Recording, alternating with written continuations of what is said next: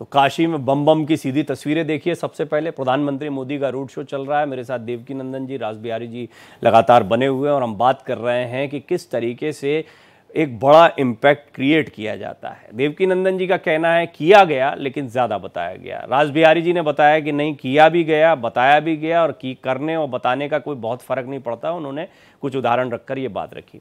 देवकीनंदन जी, एक पर्सोना तो है, प्रधानमंत्री मोदी ने एक चार्म क्रिएट किया। आप देखा, कुछ तस्वीरें आती हैं जैसे कोई देखकर उनको रो रहा है, कई बार कार्यकर्ताओं की फीलिंग्स भी होती हैं, लेकिन इसके बावजूद पॉलिटिकली अब देखें हम हाल के समय के या हमारे आपके पत्रकारिता का जितना भी समय बीता है उसमें कई नेता आए, ऐसा नहीं बड़े बड़े दिग्गज नेता है, लेकिन आप जो चार्म क्रिएट किया जाता है, आप उसको चाहे मार्केटिंग कह लें, चाहे आप उसको कह लें कि आप अपने चेहरे को, अपनी छवि को मजबूत किया गया है, प्रधानमंत्री मोदी ने वो एक चीज़ बनाई, वो एक ब्रांड क्रिएट किया बीजेपी के पैरेलल कि वो चेहरा इतना मजबूत चेहरा है कि उसके सामने कोई चेहरा जो है वो टिकता नहीं या बहुत मजबूत दिखाई नहीं पड़ता। इसलिए केंद्र के नेता के चुनाव की जब बात आती है तो निर्विरोध रूप से एक आपके सामने चेहरा सामने आता है, जिसके सामने कोई बड़ा चेहरा नहीं दूसरा। नहीं, आप बिल्कुल ठीक कह रहे हैं, इसमें कोई दो राय नहीं कि मोदी से बड़ा चेहरा नहीं है, मोदी से बड़ा कोई ब्रांड नहीं है। लेकिन अभी जो बात चल रही थी कि विपक्ष सड़क पर नहीं उतरता है, विपक्ष को दिखाया कहां जा रहा है, सड़क पर तो उतर रहा है। 6000 किलोमीटर की यात्रा राहुल गांधी ने की। ये इस पर मैं हमेशा बोलता हूं। आप अगर देखेंगे, मैं कह रहा हूं देवकीनंदन जी, आप मेरे वीडियोस देखेंगे, लोगों ने खूब देखा, खूब पसंद किया, बड़ी सक्सेसफुल यात्रा है, बड़ी सक्सेसफुल यात्रा, लेकिन कंटिन्यूटी कहां है, उसको आगे नहीं बढ़ा पाए। वो 5 किलोमीटर का रोड शो मोदी जी का हो रहा है, कहीं भी मोदी जी रोड शो कर रहे हैं चुनाव के दौरान, सारे टेलीविजन उसको लाइव दिखा रहे हैं, सारे टेलीविजन उसको लाइव दिखा रहे हैं। राहुल गांधी 6000 किलोमीटर, 3000 किलोमीटर पैदल चले, 3500 किलोमीटर गाड़ी से चले। कितनी बार उनकी लाइव यात्रा मैंने पर्सनली खूब दिखाया। मैं आप जिस एंकर से बात कर रहे हैं, जिस पत्रकार, मैंने खूब दिखाया उनको और खूब वायरल हुए, लोगों ने खूब पसंद किया और ऐसा लगने लगा कि जैसे कहीं मैं सपोर्ट तो नहीं कर रहा हूं। हालांकि पत्रकारों के साथ ये बड़ी समस्या हो जाती है। तो ये मैं आपको बता दूं कि वो बहुत अच्छा प्रयास था, लेकिन उसको कंटिन्यू नहीं कर पाए। ये भी तो कमी उन्हीं की है, ये बीजेपी की कमी नहीं है। कंटिन्यू क्या करना है आप बताइए। मोदी जी ने कहीं यात्रा की है क्या पूरे देश में? मोदी जी ने सिर्फ ब्रांडिंग के अलावा कभी उनका कोई संघर्ष का इतिहास रहा है क्या? 15 साल वो मुख्यमंत्री, 12-13 साल मुख्यमंत्री रहे, 10 साल या करीब 23-24 साल उनको एक पद पर रहते हुए हो गया है। अब उनकी सिर्फ ब्रांडिंग की जा रही है, उनको बताया जा रहा है कि आप तो देवकीनंदन जी, आप जानते हैं, आपने तो इतनी अपनी पत्रकारिता की, राजनीतिक जीवन भी कई लोगों के जब सत्ता में आप होते हैं, किसी महत्वपूर्ण पद पर होते हैं तो संघर्ष अलग किस्म का होता है। जब आप सड़क पर होते हैं, विपक्ष में होते हैं तो संघर्ष अलग किस्म का होता है। आप प्रधानमंत्री मोदी को 2002 से आज तक आप देखेंगे तो वो सत्ता में रहे, मुख्यमंत्री के तौर पर लंबा समय रहे और प्रधानमंत्री के तौर पर है, तो उनका संघर्ष जो है वो सड़क वाला संघर्ष तो है नहीं, उसको कैसे कंपेयर कर सकते हैं? देवकीनंदन जी, एक चीज आपको मैं बताता हूँ, एक कुछ 22 साल कर रहा है उसको मीडिया दिखाता नहीं है। अरे खूब दिखाते हैं ये, चलिए छोड़िए ना, इस बात को छोड़ते हैं, इसलिए छोड़ते हैं क्योंकि इस पर बड़ा डिस्कशन हो चुका है। मेरे पास बहुत सारे ऐसे प्रूफ हैं कि जिसमें दिखाया गया, उसका वो इंपैक्ट बन रहा था। मैं मानता हूं, आपसे बातचीत में कह रहा हूं कि वो माहौल बनाया उन्होंने, लेकिन उसकी कंसिस्टेंसी में ब्रेक आना एक बहुत बड़ी कमी, बहुत बड़ी कमजोरी कांग्रेस की साबित हुई। इसको भी मैं खुलकर कहता हूं। जी, आप कुछ कह रहे थे रास बिहारी। हर कंसिस्टेंसी जो है, जैसे जब राम मंदिर का उद्घाटन हुआ 22 जनवरी 2024 को, तो ऐसा लग रहा था कि भारतीय जनता पार्टी के मुकाबले कोई पार्टी कहीं टिक नहीं पाएगी। ये मैं बड़े नेता से लेकर के नीचे तक के, अब भी नहीं टिक रही है कोई पार्टी, आप देखेंगे जब रिजल्ट आएंगे। लेकिन जैसे आप बात कर रहे थे कि नरेंद्र मोदी ने संघर्ष नहीं किया, नरेंद्र मोदी का तो पूरा जीवन ही संघर्ष पूर्ण रहा है। ठीक है, आज वो 22 साल से सत्ता में हैं, 12 साल मुख्यमंत्री रहे, 10 साल प्रधानमंत्री हैं, लेकिन उनका जो 50 साल तक का जो जीवन है वो संघर्षपूर्ण रहा है। और भारतीय जनता पार्टी को गुजरात में जमाने में जो उनकी भूमिका रही है, इसी कारण पहला राज्य है गुजरात जहाँ 96 से लगातार सरकार है भारतीय जनता पार्टी की, और इसमें नरेंद्र मोदी और अमित शाह की बड़ी भूमिका रही है। और उनकी भूमिका के देखते हुए ही उन्हें संगठन महामंत्री से मुख्यमंत्री गुजरात बनाकर भेजा गया। नरेंद्र मोदी ने जिस तरह से पार्टी संगठन में रह के पार्टी संगठन को बढ़ाया है, खास तौर पे हरियाणा उसका एक बड़ा उदाहरण है। हरियाणा के वो प्रभारी रहे, उन्होंने हरियाणा में बार बार कहा कि भारतीय जनता पार्टी जब अकेले चुनाव लड़ेगी पहले हारेगी लेकिन जीतेगी। उनकी रणनीति का परिणाम था कि भारतीय जनता पार्टी 2014 से पहले विधानसभा के अकेले चुनाव लड़ी और 2014 के लोकसभा चुनाव में पहली बार 7 सीटें भारतीय जनता पार्टी ने जीती। अकेले दम पर 2014 के विधानसभा चुनाव में जीतकर सरकार बनाई। ये उन्हीं के संघर्ष का परिणाम था। जी, और देखिए आप आज वो प्रतिसाद देखने को मिल रहा है। ये आप भारत एक्सप्रेस पर एक्सक्लूसिव तस्वीरें देख रहे हैं। इस वक्त एक पूरा कवरेज सौरभ कर रहे हैं। मेरे सहयोगी लगातार इस यात्रा के साथ बने हुए हैं। हमारी टीम लगातार चल रही है प्रधानमंत्री मोदी के इस काफिले के साथ।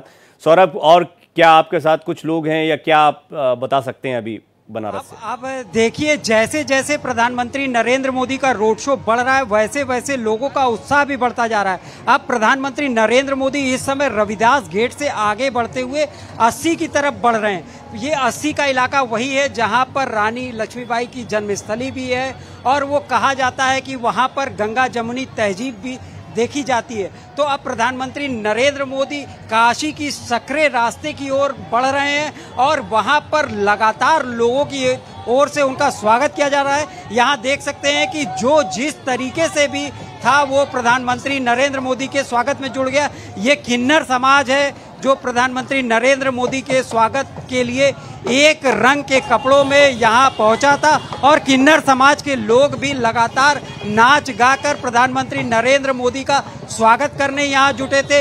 यहाँ रास्ते में गंगा आरती की तरीके से आरती भी की गई और फिर यहाँ पर लोगों ने विभिन्न वेशभूषा में भी प्रधानमंत्री नरेंद्र मोदी का स्वागत किया। आप देख सकते हैं कि पीछे तस्वीरों में कुछ लोग हैं यहाँ पे जो विभिन्न रूप धारण करके पहुंचे थे। वो महादेव के गढ़ के रूप में यहाँ पहुंचे हैं और उन्होंने प्रधानमंत्री नरेंद्र मोदी का स्वागत किया। तो रास्ते भर ये जो स्टेज बनाए गए थे, जो मंच बनाया गया था, उस पे लगातार लोग स्वागत कर रहे थे और लोग उनके स्वागत से इस कदर अभिभूत हुए क्योंकि प्रधानमंत्री नरेंद्र मोदी भी रोड शो में लगातार लोगों का अभिवादन स्वीकार कर रहे हैं। वो उनका आभार जता रहे हैं, कभी हाथ हिलाकर तो कभी हाथ जोड़कर लोगों का अभिवादन स्वीकार कर रहे हैं। लोग फूलों की पंखुड़ियां बरसा रहे हैं। तो रास्ते में प्रधानमंत्री भी उन पर वो फूलों की पंखुड़ियां उठाकर वापस उन पर भी फूलों की बारिश कर रहे हैं। तो प्रधानमंत्री की तरफ से भी काशी के लोगों को उसी तरीके का प्यार दिया जा रहा है जिस तरीके का प्यार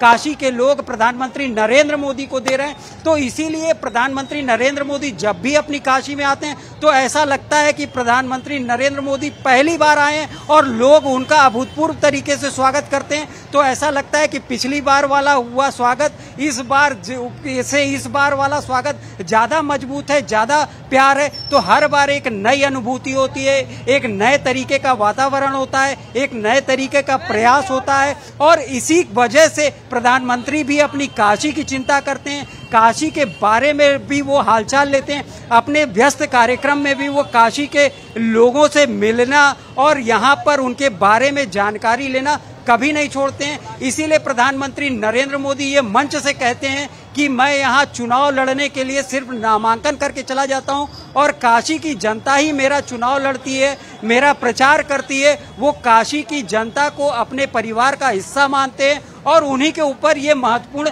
जिम्मेदारी भी छोड़ देते हैं। यहाँ देख सकते हैं कि यहाँ जो लोग हैं, यहाँ एक माँ काली का रूप धारण करके प्रधानमंत्री नरेंद्र मोदी के स्वागत के लिए यहाँ एक पहुँचे हैं और इन्होंने प्रधानमंत्री नरेंद्र मोदी का स्वागत किया और ये स्वागत से इस कदर अभिभूत भी हैं क्योंकि प्रधानमंत्री नरेंद्र मोदी ने न सिर्फ इन्हें देखा बल्कि हाथ जोड़कर इनका अभिवादन भी किया। तो जो लोग विभिन्न वेशभूषा में यहाँ पहुंचे थे उनमें भी काफी खुशी है क्योंकि वो उन्हें लगा कि अपने प्रधानमंत्री और अपने सांसद को अपने बीच इन्होंने महसूस किया। जिस तरीके का ये सोच रखते थे कि जिन्होंने उम्मीद थी कि प्रधानमंत्री इन्हें देखेंगे, इसीलिए इन्होंने अलग सी वेशभूषा बना रखी थी और प्रधानमंत्री की नजर इन पर गई और ये उनका अभिवादन भी स्वीकार किया। इसी तरीके से पूरे रोड शो में आपको विभिन्न तरीके की यहाँ पर वेशभूषा, परंपरा और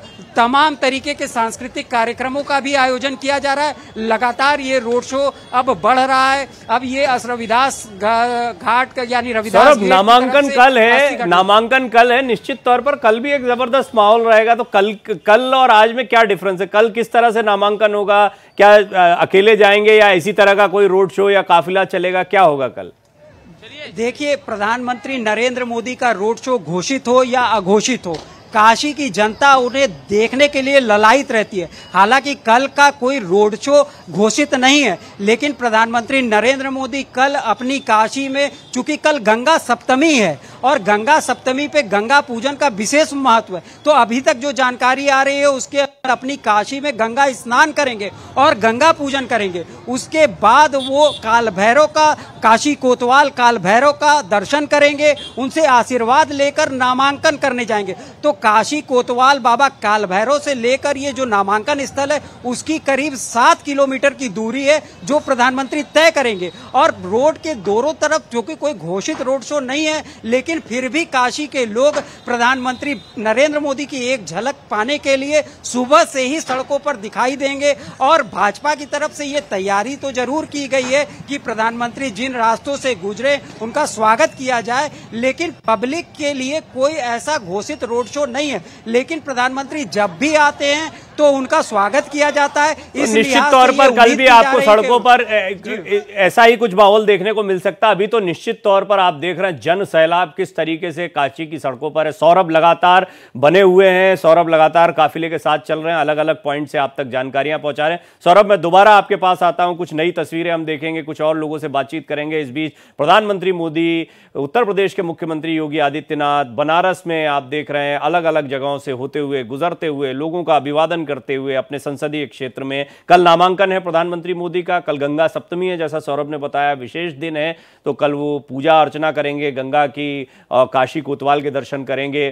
साथ ही साथ आज बाबा विश्वनाथ तक ये यात्रा जाने वाली है, तो लंबी यात्रा चलेगी। देवकी नंदन जी, मैं चाहूंगा कि 5वें चरण के विषय पर भी अब रोशनी डालें, क्योंकि अब चौथा चरण तो हो चुका पूर्ण, 4 चरण हो चुके हैं, 3 चरण बाकी हैं। ऐसा लग रहा था कि धीरे धीरे एक्सिलरेट करेगा, धीरे धीरे मतदान का प्रतिशत बढ़ेगा, ऐसी उम्मीद की जा रही है। 5वें चरण की जो सीटें हैं उन पर कितना इम्पैक्ट, क्योंकि हम ये देखते हैं कि नामांकन करना हो, किसी जगह पर रोड शो करना हो, तो बहुत सोच समझकर उसकी तारीख तय की जाती है, क्योंकि उसका एक इम्पैक्ट होता है। 5वें चरण पर प्रधानमंत्री मोदी के इस रोड शो का, बनारस के नामांकन का कितना इम्पैक्ट आप देखते हैं?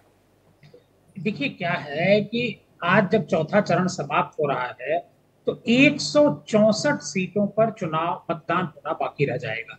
मतलब 543 सीटों में से 378 सीट पर मतदान हो चुका है। मतलब 378 क्या, एक सीट सूरत की जो है भारतीय जनता पार्टी निर्विरोध जीत चुकी है, तो 377 पर हो चुका है और 164 सीटें बचेंगी।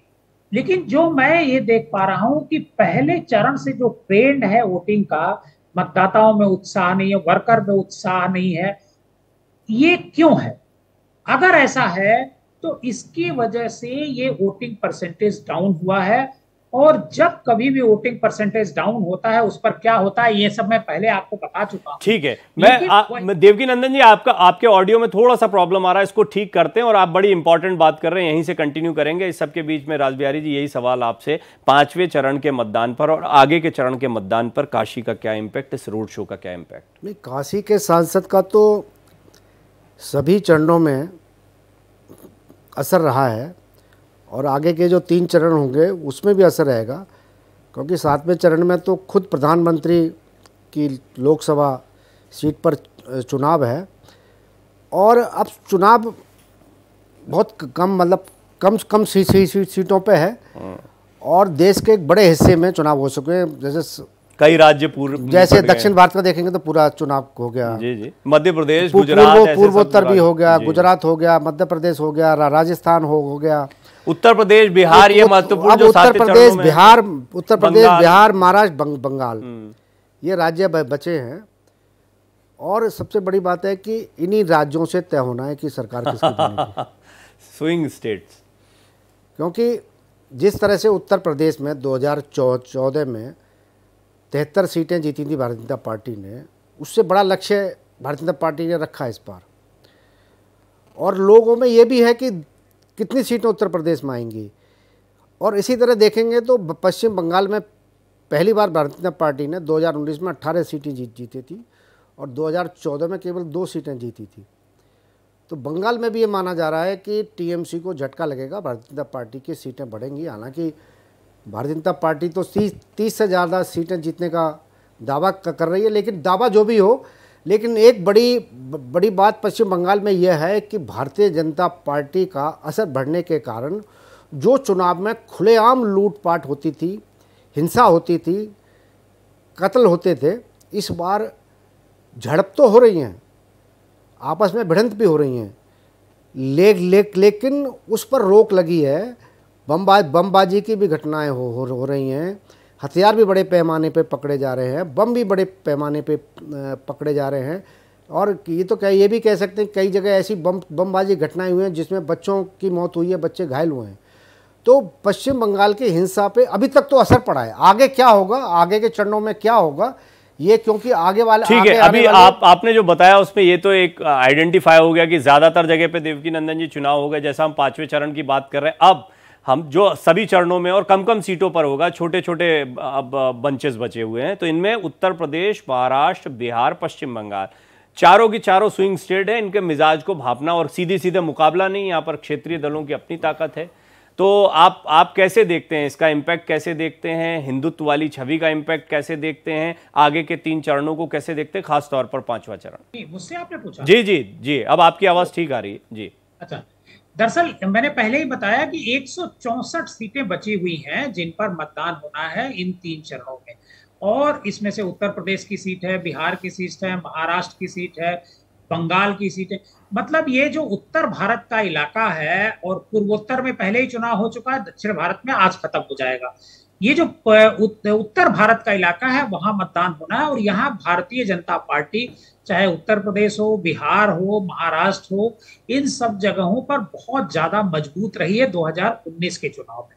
लेकिन 2019 का जब चुनाव हुआ था तो उसमें राष्ट्रवाद का मुद्दा था, उसमें पुलवामा की घटना हुई थी, और जो गवर्नमेंट थी बीजेपी की, उस गवर्नमेंट ने पाकिस्तान पर एक एयर स्ट्राइक किया था। उससे लोगों में राष्ट्र की एक भावना जागृत हुई थी और लोगों ने खुल करके वोट भारतीय जनता पार्टी को दिया था। लेकिन इस बार उनमें वो उत्साह नजर नहीं आ रहा है। हालांकि मोदी जी, योगी जी या जितने भी बड़े नेता हैं, कांग्रेस के भी नेता हैं, वो सब लोग चाहते हैं कि वोटर में उत्साह आए, लेकिन वो उत्साह आ नहीं पा रहा है। इसको लेकर के दिल्ली में भी, लखनऊ में भी कई बैठकें बड़े नेताओं की हो चुकी हैं कि कैसे वर्कर मोटिवेट होकर के बाहर आए, और पहले चरण से यही ट्रेंड नजर आ रहा है चौथे चरण तक। तो मुझे ऐसा लगता है कि बाकी जो 3 चरण मतदान के बचे हुए हैं वो भी इसी तरीके से गुजरेंगे, इसी ट्रेंड से गुजरेंगे। हालांकि ये उत्तर प्रदेश में अगर आप देखिए तो जो बाकी 3 चरण बचे हुए हैं उनमें योगी और मोदी, इन दोनों लोगों के, दोनों नेताओं के इलाके आते हैं। जैसे मोदी जी काशी, गोरखपुर से योगी जी, तो पूरा गोरखपुर और बस्ती मंडल में चुनाव जो है 1 जून को होगा। इसी तरीके से जो अंतिम चरण है उसमें मोदी जी के इलाके में वोट डाले जाएंगे, बनारस मंडल है और आजमगढ़ मंडल है। तो एक बड़ी चुनौती मोदी जी के लिए भी है और योगी जी के लिए भी है कि जो पिछली बार का प्रदर्शन था वो अपने अपने क्षेत्रों में इसको दोहराना, ये एक बड़ी चुनौती है। रासबिहारी जी, अभी जो चरण बाकी हैं और जिन सीटों पर होना है, क्या इनको ऐसे देखा जाए, क्योंकि ये स्विंग स्टेट्स हैं, हालांकि 7 चरणों में चुनाव हुए इनमें अलग अलग सीटों पे, लेकिन आपको क्या लगता है कि ये वो सीटें हैं जहां पर भारतीय जनता पार्टी के लिए कड़ी फाइट रहेगी, इसलिए यहां पर फोकस करना ज़्यादा ज़रूरी है, यानी आगे के 3 चरण बड़े क्रूशियल होने वाले हैं? देखिए, आगे के 3 चरणों में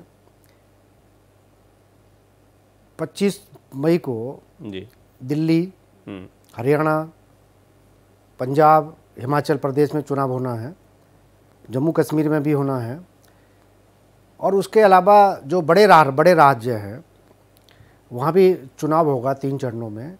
लेकिन अब दिल्ली की हम बात करें, दिल्ली में 2014 में भी